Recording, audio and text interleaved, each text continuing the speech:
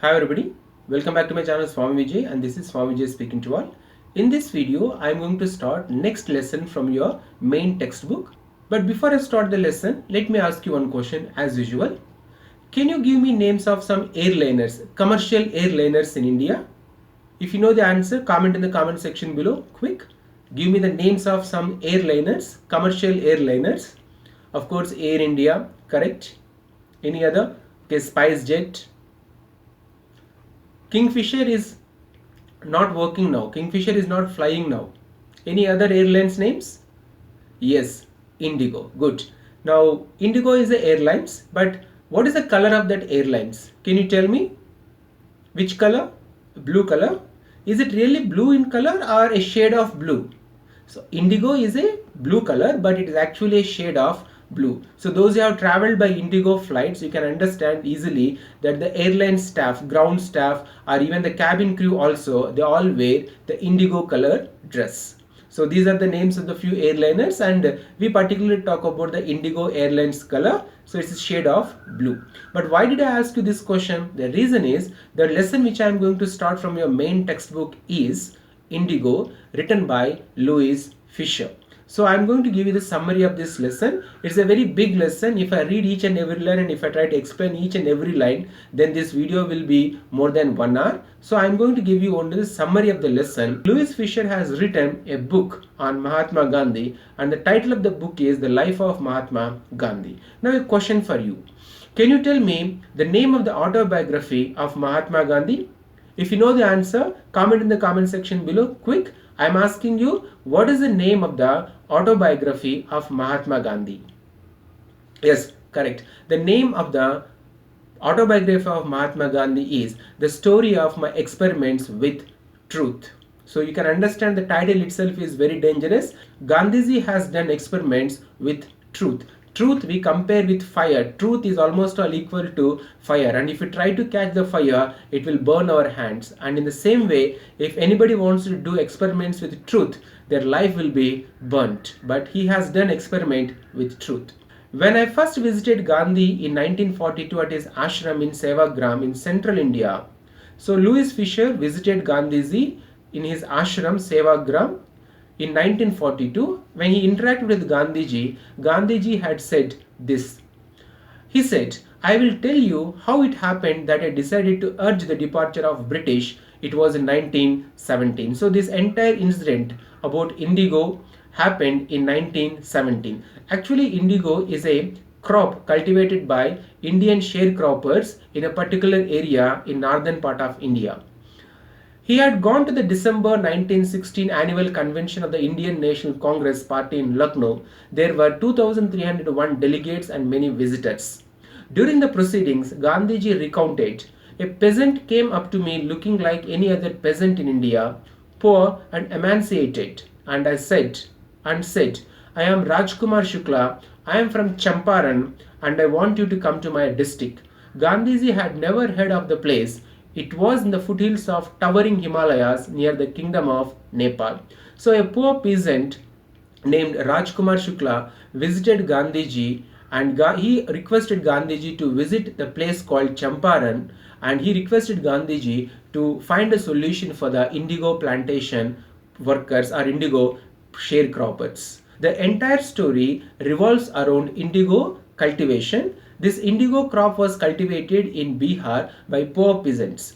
The most arable land in Champaran owned by Englishmen and worked by Indian tenants. That means these British people who were the landlords in Champaran, they forced these poor peasants to cultivate indigo plantation or indigo crop in their land, and 15% of the land should be compulsorily cultivated by indigo, and the entire crop should be given to British planters as in form of rent. So British planters forced indigo sharecroppers or Indian poor peasants in Champaran to cultivate this indigo crop.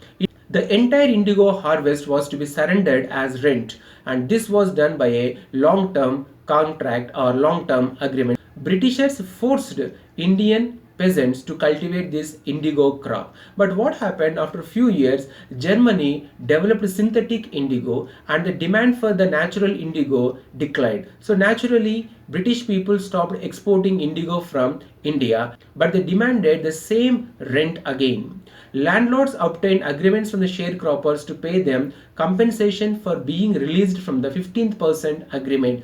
As Germany developed synthetic indigo, indigo is a dyeing agent used or color used in England industries or industries in the British. As Germany has developed the synthetic indigo, the cost of production of synthetic indigo is cheaper than the natural indigo from the indigo plantation. So naturally, British government stopped importing indigo from India. But British landlords in Champaran demanded the 15% compensation to release land back to the Indian poor peasants. Many peasants signed and paid willingly. Others who went to court were threatened or intimidated by landlords' thugs. This is the reason why Rajkumar Shukla requested Gandhiji to come to Champaran and to solve this issue. But Gandhiji was already busy with so many commitments. Gandhiji told Rajkumar Shukla to come and meet him in Calcutta. Months passed. Shukla was sitting on his haunches at the appointed spot in Calcutta when Gandhi arrived. He waited till Gandhi was free. Then the two of them boarded a train for the city of Patna in Bihar. There Shukla led him to the house of a lawyer named Rajendra Prasad, who later became president of Congress Party and India. When Gandhiji and Rajkumar Shukla visited Babu Rajendra Prasad's house, Babu Rajendra Prasad was not present at home, and his servants believed that Gandhiji was also another poor peasant, and they didn't allow Gandhiji to draw water from the well. Gandhiji was not permitted to draw water from the well lest some drops from his bucket pollute the entire source. How did they know that he was not an untouchable? With this incident, Gandhiji came in first-hand experience with untouchability in India. Untouchability in India was one of the main reasons why the country was not united. When Gandhiji had the first-hand experience regarding untouchability, he understood the way to unite the entire India. Gandhiji understood the seriousness of untouchability. He brought a lot of changes in the Indian society and Indian mindset to remove this problem. Of course, he couldn't remove the problem of untouchability completely from the Indian society, but he tried his best to remove this problem. That is the reason why Gandhi is also known as the champion of untouchables. After that, Gandhiji decided to go first to Muzaffarpur, which was en route to Champaran, to obtain more complete information about the conditions that Shukla was capable of imparting. He accordingly sent a telegram to Professor J.B. Kripalani of the Arts College in Muzaffarpur, whom he had seen at Tagore Shantiniketan school. The train arrived at midnight 15th April 1917. Kripalani was waiting at the station with a large body of students. Gandhiji stayed there for 2 days in the home of Professor Malkani, a teacher in a government school. It was an extraordinary thing in those days, Gandhiji commented, for a government professor to harbor a man like me. So in those days, people, when they were working under British government, they were scared to give any kind of shelter or security or provide any kind of shelter who were revolting against the mighty British Empire. Gandhiji reached Muzaffarpur and he came to know about so many things. The poor peasants who went to court against British government, the lawyers, local lawyers, Indian lawyers, they charged a hefty amount in form of fees, collected fees from these poor peasants. Gandhiji requested all the Indian lawyers to stop charging fees from the Indian poor peasants, and surprisingly, all the lawyers obeyed the request requested by Gandhiji. Gandhiji united so many lawyers and so many important people in the Muzaffarpur and other places, and then Gandhiji arrived in Champaran. The news of Gandhiji arrival in Champaran spread like a wildfire, and there were so many people came and met Gandhiji. But this information was reached even to the British official commissioner of the Tirhat division in which the Champaran district lay. The British officer sent a warning to Gandhiji to leave the Champaran immediately, otherwise he would initiate a serious action against Gandhiji. But Gandhiji disobeyed the orders and told the person who has brought that information to Gandhiji that he would continue to live in Champaran, and if the British people want to take any kind of action, let them take. And this was a surprise to all the Champaran people. How could Gandhi disobey the order of the British people? Gandhiji morally won the hearts of the Champaran people. In consequence, Gandhiji received summons to appear in the court the next day. But Gandhiji was very clever and he sent telegraphs to so many influential people. Even he sent a telegraph to Rajendra Prasad. So there were so many people arrived, and the next day when Gandhiji was arrested, the British government was not able to control the crowd in front of the court. The magistrate who was dealing this case was unable to control the crowd outside, and he requested Gandhiji to control the crowd. He even requested Gandhiji to accept that he was guilty, but Gandhiji refused to accept that he was guilty. After watching Gandhiji's immense followers, the British judge postponed judgment for several days. Meanwhile, he allowed Gandhi to remain at liberty. So with this, Gandhiji even won the hearts of poor peasants because he was fearless, and the poor peasants of Champaran understood that Gandhiji was the right person who could bring justice to their problem.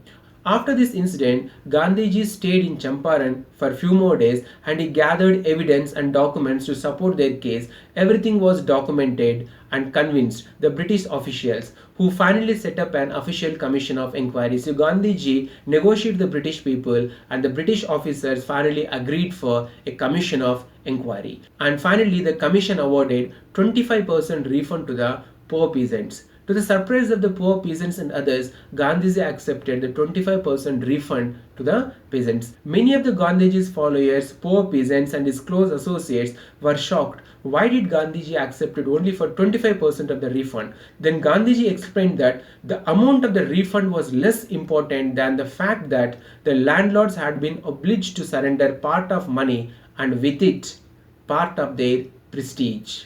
With this, Gandhiji convinced both the British people as well as the poor peasants of Champaran.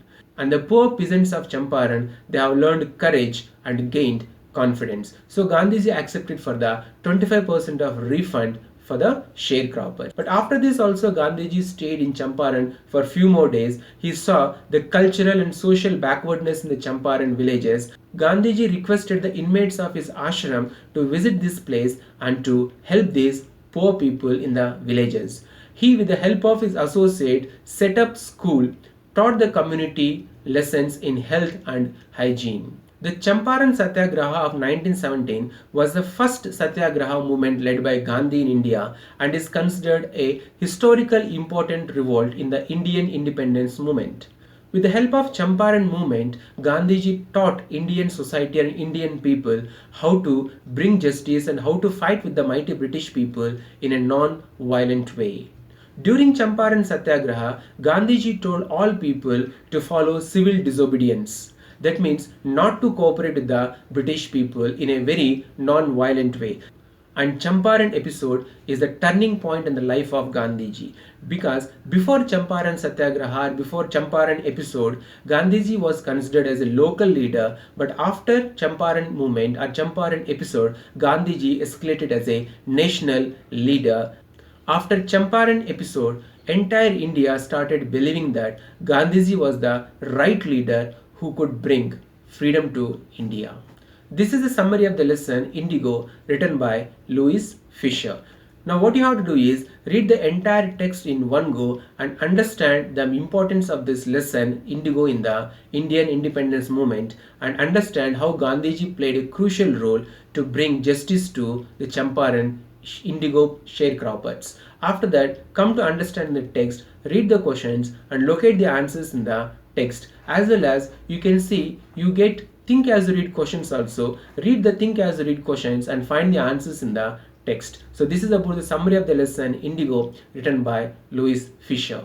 In future, I am going to publish video lessons for other poems and lessons from your main textbook and supplementary textbook of class 12. And if you are not yet subscribed to my channel, please subscribe to my channel and press the bell notification so that you can receive latest updates and information the moment I upload videos on YouTube. So thanks for watching this video, and always remember, stay home, stay safe and stay strong. Take care.